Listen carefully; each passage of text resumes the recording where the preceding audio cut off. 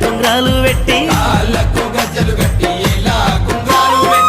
ఎంతో ముద్దుగా నువ్వు వస్తుంటే చూడాలే కృష్ణయ్య గోపాల బాల కృష్ణయ్య.